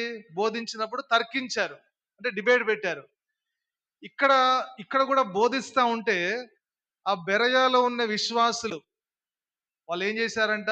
పౌలు సీలలు బోధించేది అలాగున్నదో లేదో అని పరిశోధించుచూ వచ్చిరి. అంటే కేవలం వినడం మాత్రమే కాదు, వింటున్నారు. విన్న తర్వాత ఏం చేస్తారంట వాళ్ళు చెప్పేది వాక్యానుసారంగా ఉందా లేదా? ఎంతమంది చేస్తామా పని? చేస్తామా? ఈ దినాల్లో మనకు అన్ని కూడా వినడానికి దొరికినాయి కాబట్టి ఏం చేస్తున్నాం అంటే వింటున్నాం. బైబిల్ చదవకుండా ఏం చేయొచ్చు? ఇప్పుడు ఏం చేయొచ్చు? ఆడియో బైబిల్ కూడా ఉంది కదా. ఆడియో బైబిల్ ఉంది, వీడియో బైబిల్ ఉంది. చాలా మంది కిచెన్ లో పని చేసేటప్పుడు సహోదరులు లేకపోతే ఇంట్లో పని చేసేటప్పుడు ఏం చేస్తారంటే ఒక వర్తమానము లేకపోతే పాటలో లేకపోతే బైబిల్, ఆడియో బైబిల్ అలా వింటూ పనులు చేసుకుంటారు. దానిలో ఏ తప్పు లేదు. ఈ బెరయాలో ఉన్న విశ్వాసులు ఏం చేస్తున్నారంటే అపోస్తలుడైన పౌలు సీల బోధిస్తుంటే విన్న తర్వాత, అంటే బహుశా వాళ్ళు ఏం చేస్తుంటారంటే నేను అనుకుంటాను రాసుకొని ఉంటారు కూడా. రాసుకొని ఏం చేస్తుంటారు? ఇంటికి వెళ్ళిన తర్వాత ఈయన బాగానే బోధిస్తున్నాడు, కానీ ఈయన బోధించేది వాక్యానుసారంగా ఉందా లేదా, లేఖనములలో ఉన్నట్లుగా బోధిస్తున్నాడా, లేకపోతే కొత్త కొత్త బోధలు ఏమైనా చేస్తున్నాడా? చూడండి, ఈ దినాల్లో అదే పరిస్థితి కదా. యూట్యూబ్లో మన క్రిస్టియన్ యూట్యూబ్ ఛానల్స్ కానీ, లేకపోతే కొన్ని క్రిస్టియన్ శాటిలైట్ ఛానల్స్ కానీ కొన్ని ఉన్నాయి, చాలా ఉన్నాయి. ప్రతి చోట కూడా 24 గంటలు దేవుని వాక్యం వస్తుంది, మంచిదే. కానీ కొన్ని ఛానల్స్లో మనం గమనిస్తే అక్కడ దేవుని వాక్యంలో లేనివి బోధిస్తూ ఉంటారు.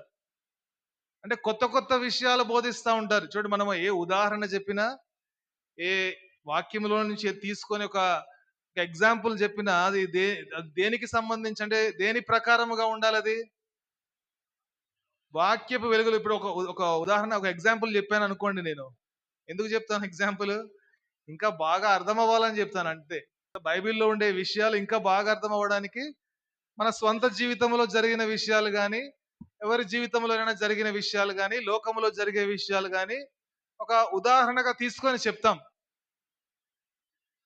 కాబట్టి వినడం మాత్రమే కాదు, ఇక్కడి నుంచి మనం చాలా నేర్చుకోవాలి బెరయ విశ్వాసుల నుంచి. వినడం మాత్రమే కాదు, ఏం చేయాలంట? చాలాసార్లు బోధకులు చెప్తారు కదా, ఒక వచనం చదివి మీరు ఇంటికెళ్ళి చదువుకోండి అంటారు. చదువుతామా ఇంటికెళ్ళి? చదువుతామా? ఎప్పుడు చదవం ఇంటికెళ్ళి. ఇది ఇది ఇది ఎక్కువ సమయం మనకు లేదు కాబట్టి కొంత సమయమే నేను చెప్తాను, మిగిలింది ఇంటికెళ్ళి చదువుకోండి అంటారు. ఇంటికెళ్ళిన తర్వాత ఏం చేస్తాం? మర్చిపోతాం కూడా, అది అని చెప్పిన బోధ కూడా మర్చిపోతాం. కాబట్టి వినడం మాత్రమే కాదు. చూడండి, ఈ దినాలలో తప్పుడు బోధలు ఎందుకున్నాయి? తప్పుడు బోధల వెనకాల ప్రజలు ఎక్కువగా ఎందుకు వెళుతున్నారు? కారణం ఏంటంటే, వింటున్నారు అందరు బోధలు అంతే, కానీ ఏం చేయాలి? వినాలి. వాళ్ళు చెప్పే బోధ వాక్యానుసారంగా ఉందా లేదా అని పరిశోధించాలి, పరీక్షించాలి. చూడండి, పౌలు చెప్తుంటేనే వీళ్ళు, పౌలు శీలకున్న పేరేంటి? అక్కడ వాళ్ళు ఇచ్చిన పేరేంటి? లోకమును తలక్రిందులు చేసిన వాళ్ళు.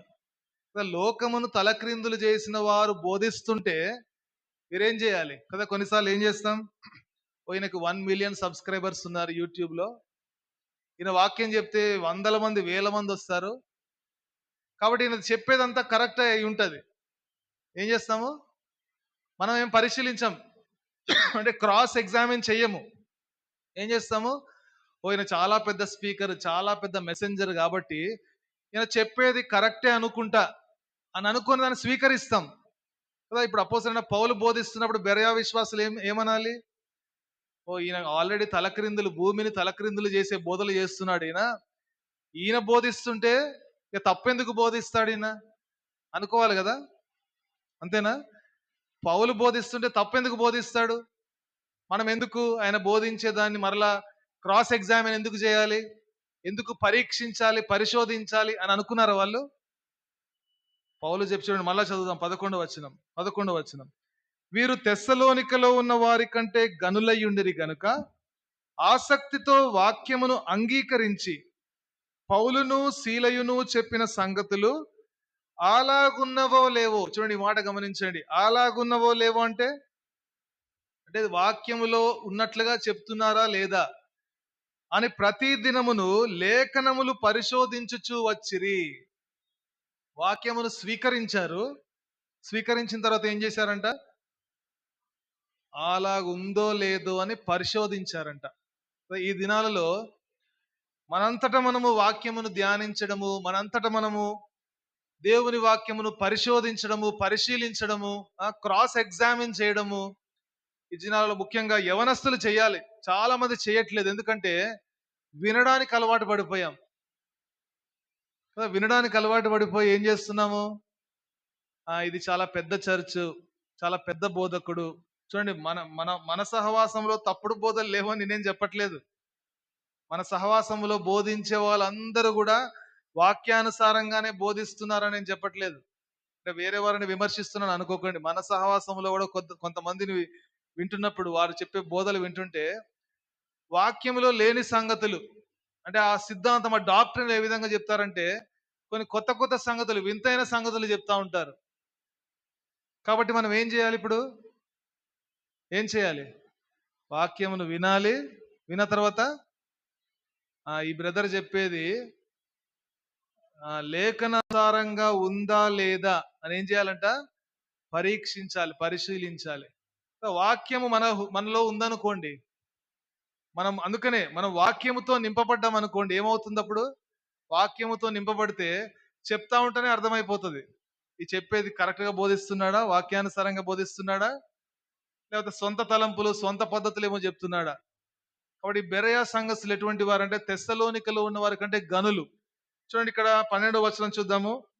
అందుచేత వారిలో అనేకులను ఘనత గల గ్రీసు దేశస్థులైన స్త్రీలలోను పురుషులలోను చాలా మంది విశ్వసించిరి. అయితే బెరయలో కూడా పౌలు దేవుని వాక్యము ప్రచురించుచున్నాడని తెస్సలోనికలో ఉండు యూదులు తెలుసుకొని అక్కడికి వచ్చి జనసమూహములను రేపి కలవరపరిచిరి. ఏం చేశారు? తెస్సలోనిక నుంచి ఎలగొట్టారు. అంటే తెస్సలోనికలో వారు ఒక ఒక వ్యతిరేక ఆపోజిషన్ స్టార్ట్ అయింది కాబట్టి అపోస్తలుడైన పౌలు శీల ఏం చేశారు? బెరయాకు వచ్చారు. అక్కడ సమాజ మందిరంలో బోధించారు. చాలా మంది పౌలు చెప్పే వాక్యం విన్నారు, యేసు ప్రభువుని వెంబడిస్తున్నారు. అయితే వాళ్ళు ఏం చేశారు? తెస్సలోనిక నుంచి ఇప్పుడు ఎక్కడికి వచ్చారు? బెరయాకు వచ్చి ఇప్పుడు ఇక్కడ కూడా ఏం చేస్తున్నారంట? జనసమూహములను రేపి కలవరపరిచారు. కాబట్టి దేవుని వాక్యం ఎక్కడైతే ప్రకటించబడుతుందో, ఈ దినాల్లో మనం చూస్తున్నాం కదా, యూట్యూబ్ లో అక్కడిక్కడ ఎంతో వ్యతిరేకత ఉంది కదా. మనకి వాట్సాప్ లో, సోషల్ మీడియాలో కానీ, యూట్యూబ్ లో కానీ, టీవీల్లో కానీ సువార్త ప్రకటిస్తూ ఉంటే ఏం చేస్తున్నారు? కరపత్రికలు చింపడము, కొట్టడము. ఈ రోజు మాత్రమే కాదు, ఇది మనకేదో వింతగా ఈ రోజుల్లో బాగా జరుగుతుంది, చాలా వ్యతిరేకత ఉంది అనుకుంటాం. మనం ఏమనుకుంటాం? ఈ రోజుల్లో సువార్త చెప్తుంటే చాలా వ్యతిరేకత ఉంది అనుకుంటాం మనం. కానీ వ్యతిరేకత ఎప్పుడుంది? అప్పుడే ఆదిమ కాలంలోనే, ఆది సంఘములోనే ఉంది. వాడు ఇది కొత్తదేం కాదు, ఇది వింతైన విషయమేం కాదు. ఇంకా ఈ దినాల్లో ప్రజాస్వామ్యం ఉంది కదా, మనకి డెమోక్రసీలో ఉన్నాం మనం. ఒకవేళ ఎవరైనా మనల్ని ఏదైనా అంటే కూడా పోలీస్ స్టేషన్కి వెళ్ళి కేసు పెట్టొచ్చు. కానీ ఆ దినాలలో ప్రజాస్వామ్యం ఉందా? రోమా సామ్రాజ్యం ప్రజాస్వామ్యం ఏం కాదు. రోమీలకు ఒక చట్టం, అన్ని వేరే వారికి, రోమీలు కాని వారికి మరొక చట్టం అన్నమాట. వేరు వేరు చట్టాలు. ఈ దినాల్లో ఇంకా మనం ధన్యులం. అంటే ఈ రోజుల్లో ఉండే ఈ శ్రమల కంటే ఆ రోజుల్లో ఇంకా ఎక్కువ ఉన్నాయి, ఇంకా అధికమైన శ్రమలు. ఇంకా చూడండి, వారు వెళ్ళి ఫిర్యాదు చేసి ఒక కేసు పెట్టే అవకాశం లేదు వారికి, అట్లాంటి పరిస్థితులు. కాబట్టి ఈ రోజు మనం ఏం నేర్చుకుంటున్నామంటే, చూడండి, అపోస్తలుడైన పౌలు ఏ విధంగా అయితే లేఖనాలను విప్పి తర్కించాడో అంటే ఎంత సమయం మనం వాక్యం ధ్యానించేది? ఎంత సమయం? 45 మినిట్స్ అంతే. 45 మినిట్స్ సంఘ ప్రార్థనలో ఇంకొక 30 మినిట్స్. ఆదివారం 2 వర్తమానాలు, ఒకటి 30 మినిట్స్, ఇంకొకటి 45 మినిట్స్. సరిపోదా? ఈ తప్పుడు బోధల నుంచి తప్పించుకోవాలంటే కేవలం మందిరానికి వచ్చినప్పుడు మాత్రమే ధ్యానించి చదివితే సరిపోయిందా? అందరం ఉదయకాలం సాయంకాలం బైబిల్ చదువుతాం, దాంట్లో ఏ సందేహం లేదు. అంటే చదవడం మాత్రమే కాదు, ఏం చేయాలి? పరిశోధించాలి. ఎందుకంటే ఈ దినాల్లో ముఖ్యంగా యవనస్తులు చాలా మంది గమనిస్తున్నాం, మన సహవాసంలో నుంచి బయటికి వెళ్ళిపోతున్నారు. సరే, వెళ్ళిపోయి కానీ ఎక్కడితే మంచిది? ఎక్కడైతే వాక్యము చక్కగా బోధిస్తారో, బైబిల్ గ్రంథములో ఉన్నది విషయాలను బోధిస్తారో అటువంటి సంఘాలకు వెళ్తే మంచిది. కానీ వారు ఎటువంటి సంఘాలకు వెళ్తున్నారంటే, బాగా ఆకర్షణీయంగా కనబడి, చాలా అట్రాక్టివ్ గా కనబడి, అక్కడ బాగా పలకరించి మాట్లాడి, అక్కడ అన్నీ ఉంటాయి కానీ ఏముండదు. ఒక సంఘం ఉంది, మాకు తెలిసిన వాళ్ళు కూడా ఉన్నారు. అక్కడ బర్త్డేకి కేక్ తీసుకొస్తారంటే ఇంటికి, అక్కడ పాస్టర్లు అందరూ ఇంటికి తీసుకొచ్చి కేక్ కట్ చేస్తారు మిడ్-నైట్. తర్వాత బాగా లేకపోతే వాళ్ళు వచ్చి పలకరిస్తారు. అంటే అన్ని బాగుంటాయి, సహవాసం బాగుంటది నిజంగా. అక్కడికి వెళ్ళిన తర్వాత చక్కగా పలకరిస్తారు, మాట్లాడతారు, అన్ని బాగుంటాయి, అన్నీ ఉన్నాయి అక్కడ. కానీ ఏమి లేదు, వాక్యం లేదు సరిగ్గా. వాక్యం కూడా ఎంతసేపు చెప్తాడంటే పాస్టర్ ఒక 20 మినిట్స్ చెప్తాడు అంతే.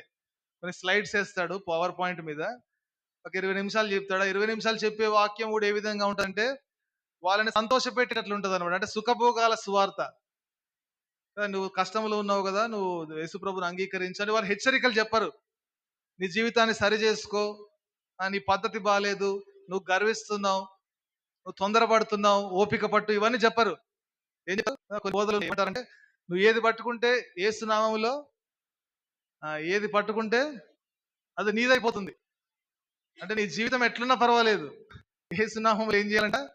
కాబట్టి మనం ఏం నేర్చుకున్నామంటే ఈరోజు బెరయా సంఘస్థులు ఏ విధంగా అయితే వాక్యమును స్వీకరించారు, అంగీకరించారు, తర్వాత ఏం చేశారు, ఆ విధంగా ఉండలేదు లేఖనములను పరీక్షించారు, పరిశీలించారు. కాబట్టి ప్రతి ఒక్కరు కూడా బోధించేవారు మాత్రమే కాదు, ప్రతి ఒక్కరు కూడా వాక్యమును ధ్యానించే సమయం కలిగి ఉండాలి. చూడండి, మనం 45 నిమిషాలు బోధించాం కదా, తర్వాత ఏం చేయాలి, వెళ్ళి ఒకసారి పౌలు యొక్క జీవిత చరిత్ర ఏంటి, ఆయన చేసిన పరిచర్య ఏంటి, వాటి సహోదరుడు చెప్పింది లేఖనానుసారంగా ఉందా లేదా, మనం కూడా పరిశీలించాలి.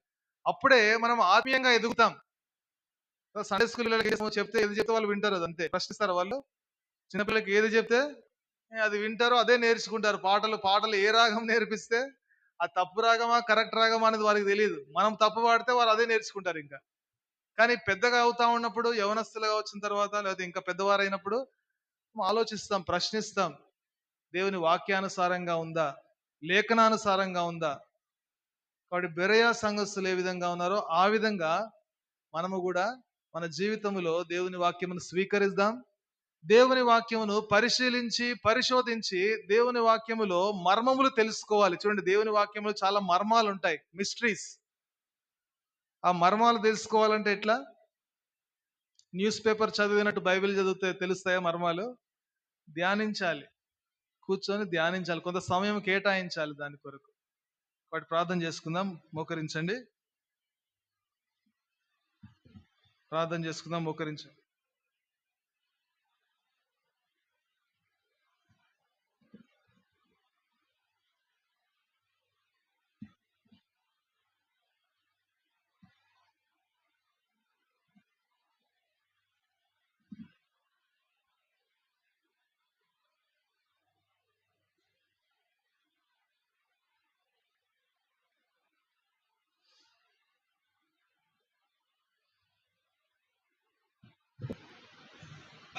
ప్రార్థన చేసుకుందాం. ప్రేమగల మా ప్రియ పరలోక తండ్రి, కృపయు కనికరము సమాధానం గల దేవ, జీవాధిపతి, నీ ఘనమైన నామానికి స్తుతులు వందనములు చెల్లిస్తుంటున్నాం. సాయంకాల సమయంలో ప్రభా మరి నీ మందిర ఆవరణంలో చేరి ఈ యొక్క బైబిల్ పట్టణం కలిగి ఉండడానికి మీరు ఇచ్చిన కృపకై నీకు వందనములు చెల్లిస్తుంటున్నాం. మమ్మల్ని అందరినీ కూడా జ్ఞాపకం చేసుకొని దినమంతా నీ కృపలో భద్రపరిచి ప్రభా సాయంకాల వేళలో నీ సన్నిధిలో ప్రభా మరి గడపడానికి ఎన్నికలేనటువంటి మాకు క్రీస్తు యేసునందు మీరు ఉచితంగా అనుగ్రహించిన ఈ గొప్ప రక్షణ కొరకై నీకు వందనాలు చెల్లిస్తుంటున్నాం. ప్రభా మరి సమయంలో నాయన అపోస్తుల కార్యము నాయన 17వ అధ్యాయంలో నుండి మీరు మాట్లాడుతూ వచ్చిన లేఖనాలను బట్టి నీకు వదనంలో స్తోత్రములు చెల్లిస్తుంటున్నాం.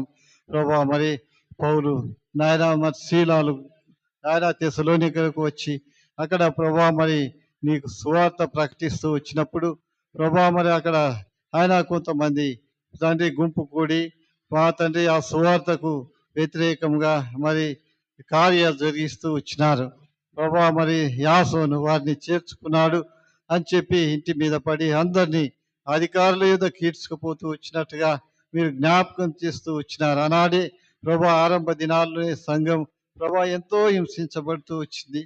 విశ్వాసులు ప్రభా మరి శ్రమలు అనుభవిస్తూ వచ్చినారు. ఆ శ్రమల ద్వారానే అనేక కార్యాలు మీరు నెరవేర్చి అనేక ఆత్మలను మీరు సమకూర్చి ప్రభా సంఘాన్ని విస్తరింపజేస్తూ వచ్చినందుకు నీకు వందనాలు చెల్లిస్తుంటున్నాం. ప్రభా మరి నాయన నాడు ఇంకా మా తండ్రి బెరియాకు వచ్చినప్పుడు అక్కడ ఉన్నటువంటి ప్రభా మరి ప్రజలు మా సమాజ మందిరంలో నాయన పౌలు శీలాలు ప్రకటించినటువంటి లేఖనాలను వారు పరిశోధించినటువంటి వారుగా ఉంటూ వచ్చినారు. వీరు తెసలోనికలో ఉన్నటువంటి వారికంటే గనులై ఉన్నారని ప్రభా మీరు జ్ఞాపకం చేస్తూ వచ్చినందుకు నీకు వదనాలు చెల్లిస్తుంటున్నాం.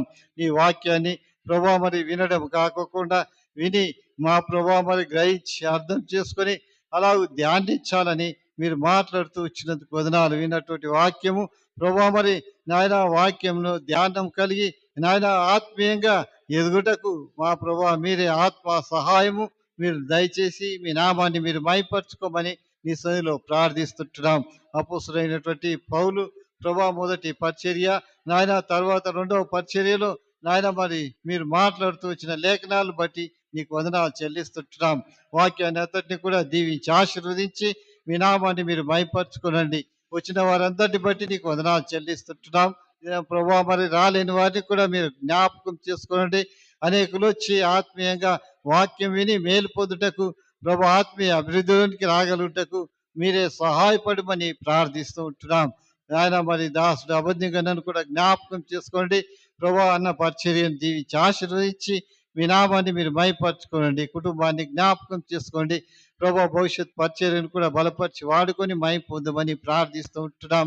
సహాయం చేయండి. పెనియలు పరిచర్య వారి కార్యక్రమాలన్నింటినీ కూడా జ్ఞాపకం చేసుకోండి, సహాయపడండి. అలాగే ప్రభా రేపటి దినం నుండి ఆయన 31 తారీఖు వరకు కూడా హెబ్రోన్లో ప్రభా మరి యూత్ క్యాంప్ కలిగి ఉంటుండగా కూడా మీరు సహాయపడమని ప్రార్థిస్తుంటాం. ఆ పరిచర్యను దీవించి ఆశీర్వదించండి. నీ దాసులైనటువంటి వారిని ఆత్మాభిషేకంతో నింపి వాడుకొనమని ప్రార్థిస్తూ ఉంటున్నాం. మంచి వాతావరణం కూడా అనుగ్రహించండి. ఎండలు ప్రభా మరి వేడి విపరీతంగా ఉంటుంది. ప్రభా నాయన మీరు తగ్గించి మంచి చల్లదనాన్ని మీరు అనుగ్రహించి నీ ప్రజలను కాపాడవలసిందిగా మీ సన్నిధిలో ప్రార్థిస్తుంటున్నాము. అనేక యవన బిడ్డలు ప్రభా మన కూడికల్లో పాల్పొంది రక్షించబడటానికి మీరే సహాయపడమని నీ సన్నిధిలో ప్రార్థిస్తూ ఉంటున్నాం. ప్రభా ఇంతవరకు మీరు మా పక్షాన చేస్తూ వచ్చిన మేళ్ళు ఉపకారముల కొరకు వందనాలు. మమ్మల్ని మీ దయగల హస్తాలకు అప్పగించుకోవచ్చు వందనాలు చెల్లిస్తూ యేసు ప్రభు నామంలో స్తుతించి ప్రార్థించి వేడుచుంటున్నాము తండ్రి. ఆమేన్. ప్రేమ ప్రభు యేసు వారి కృప పరిశుద్ధాత్మ యొక్క అన్యోన్య సహవాసము సకల పరిశుద్ధులకు చేరిన మనందరికీ సదాకాలము తోడైండును గాక. ఆమేన్. దేవుని నిజ ప్రేమ పరిశుద్ధ గ్రంథమందున్నది. దేవుని నిజ ప్రేమ పరిశుద్ధ గ్రంథమందున్నది. పఠించు సోదరా, పరిశీలించు సోదరి, దొరుకునందు నిత్య జీవం. పఠించు సోదరా, పరిశీలించు సోదరి, దొరుకునందు నిత్య జీవం. Praise the lord.